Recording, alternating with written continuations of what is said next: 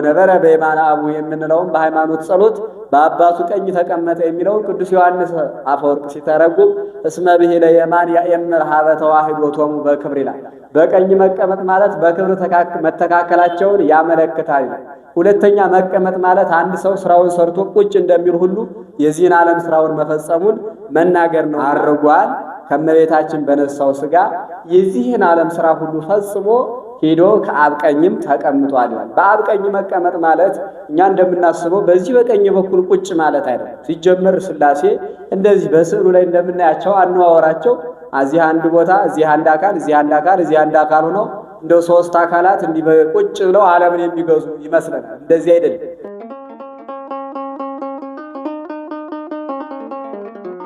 በስመ አብ ወወልድ ወመንፈስ ቅዱስ አሐዱ አምላክ አሜን።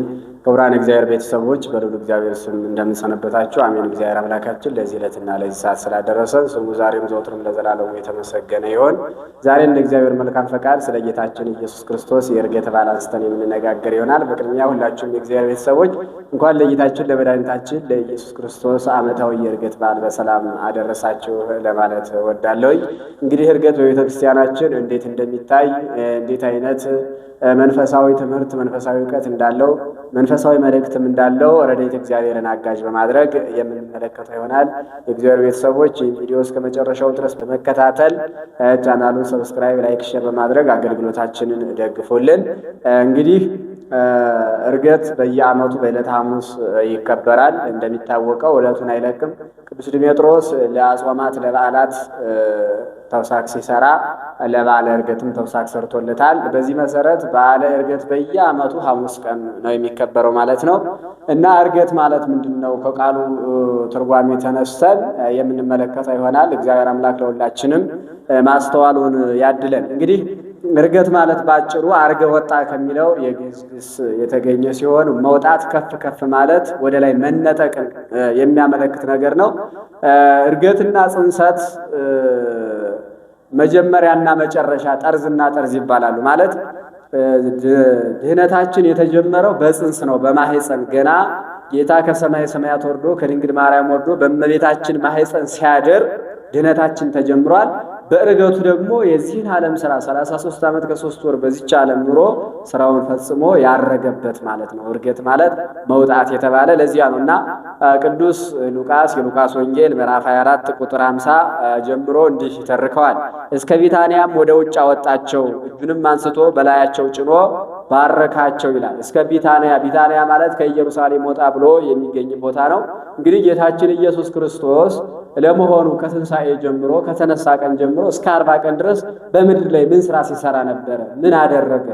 እስከ 40 ቀን ምን ሲሰራ ቆየ የሚለውን ስንመለከት ጌታችን ኢየሱስ ክርስቶስ ሐዋርያትን የማረጋጋት ስራ እየሰራ እንዲሁም ኪዳን እና ትምህርተ ኅቡዓት የሚባሉትን የቤተ ክርስቲያን መጻሕፍት ሲያስተምር እንደቆየ ይነገራል። 3 ቀን ጉባኤ ሰርቶ ህዝቡን ሰብስቦ ማለትም 120ውን ቤተሰብ ማለት ነው እነዚያን መጽሐፈ ኪዳንን ሲያስተምራቸው፣ ሲገስጻቸው፣ ሲያጽናናቸው፣ ሲያበረታቸው 40 ቀን ያህል ጌታችን ኢየሱስ ክርስቶስ በምድር ላይ ቆይቷል። እንደሚታወቀው ሐዋርያት ከጌታችን በደንብ አድርገው ተምረው ነው ያስተማሩ። ጌታችን በደንብ አድርጎ 3 ዓመት ከ3 ወር አስተምሯቸዋል። በኋላም ከተነሳ በኋላ እስከ 40 ቀን ድረስ እንደዚሁ ለአንዱም ለሁለቱም ለሶስቱም ባለሟሎቹ ይገለጻል፣ በጋራም ይገለጽላቸዋል። እንደውም ቅዱስ ጴጥሮስን በዮሐንስ ወንጌል ምዕራፍ 21 ቁጥር 15 ጀምረን እንደምንመለከተው በሐዋርያት ላይ ሊቀ ሐዋርያት አድርጎ ሹሞታል። ቅዱስ ቶማስ ከጥርጥሩ አድኖታል። እነዚህን የመሳሰሉ ስራዎች እየሰራ እያስተማራቸው ከተማሩ በኋላ ደግሞ እናሱን ዓለምን ዙራችሁ አስተምሩ ብሎ ዓለምን ዙረው እንዲያስተምሩ አድርጓቸዋል። እና ይህ 40 ቀን ሲፈጸም ነው እንግዲህ ምን አላቸው? እስከ ቢታንያ ያወጣቸው፣ እጁንም ጭኖ በላያቸው ባረካቸው ይላል። ይሄ ሀብተ ክህነትን ሲያሳድርባቸው። ሀብተ ክህነት ማለት እንግዲህ ጥንቱ መሰረቱ መነሻው ጌታችን ኢየሱስ ክርስቶስ ነው። ቅዱስ ጳውሎስ በዕብራውያን መልእክቱ እንደሚናገረው ዘከመዝኬ ሊቀ ካህናት ይደለወነ ይላል። እንደዚህ ያለ ሊቀ ካህናት ይገባናል ብሏል። የካህናት አለቃ ኢየሱስ ክርስቶስ ነው።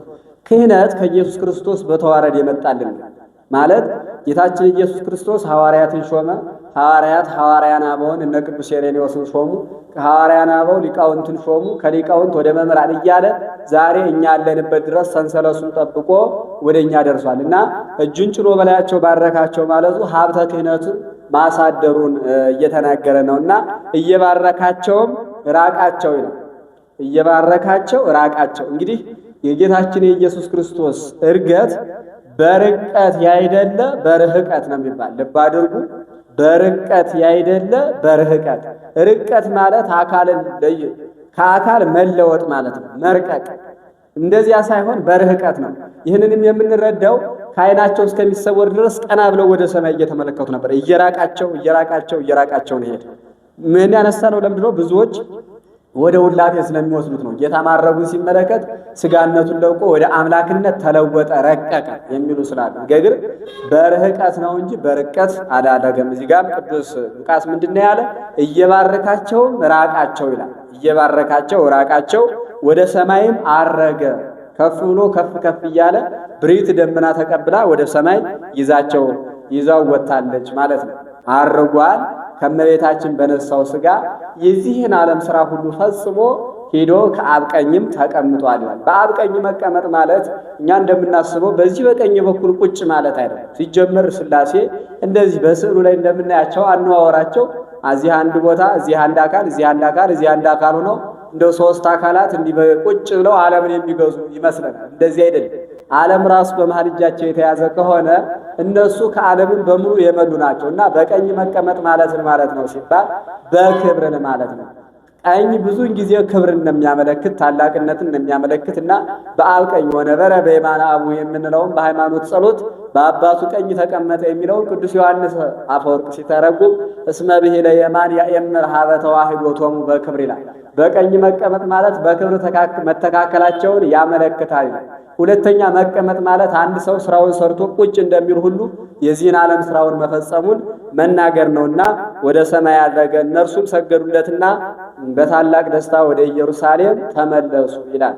ለጌታችን ለኢየሱስ ክርስቶስ ሰግደው የሐዋርያት ሥራ ላይ ደግሞ መላእክት መጥተው ለምን ወደ ሰማይ አንጋጣችሁ ትመለከታላችሁ? ይህ ወደ ሰማይ ሲወጣ ያያችሁት በኋላ በታላቅ ክብር ወደዚህ ዓለም ይመጣል። ጻድቃንም በቀኙ ኃጥአንም በግራው አቁሞ ፍርድን ይፈርዳል። ስለዚህ ወደ ኢየሩሳሌም ተመለሱ ብለዋቸው ተመለሱ ይላል። እና ዕርገት ማለት ይሄ ነው። እንዲህ ከሆነ ከኛ ሕይወት ጋር ምን ያገናኘዋል? ዕርገተ ክርስቶስ ለምንስ እናከብረዋለን ሲባል አባቶች በመጽሐፈ ስንክሳር ምን ይላሉ? አርገ እግዚአብሔር ከመያለቡ ዕርገተ ጻድቃን ቅዱሳን ይላል። እግዚአብሔር የጻድቃን የቅዱሳንን ዕርገት ያሳውቅ ዘንድ እሱ አረገ ማለት ሁሌ እንደምንናገረው ክርስቶስ ለኛ በኩሩ ሆኖናል፣ አራያ ሆኖናል፣ ምሳሌ ሆኖናል እና እርሱ እንዳረገ እኛም እናርጋለን። በሐዲስ ሥጋ ተነስተን ወደ ሰማይ በክብር አድርገን በመንግሥተ ሰማያት እንደምንኖር ሲያሳውቀን መጀመሪያ እሱ አድርጎ አሳይቶናል ማለት ነው።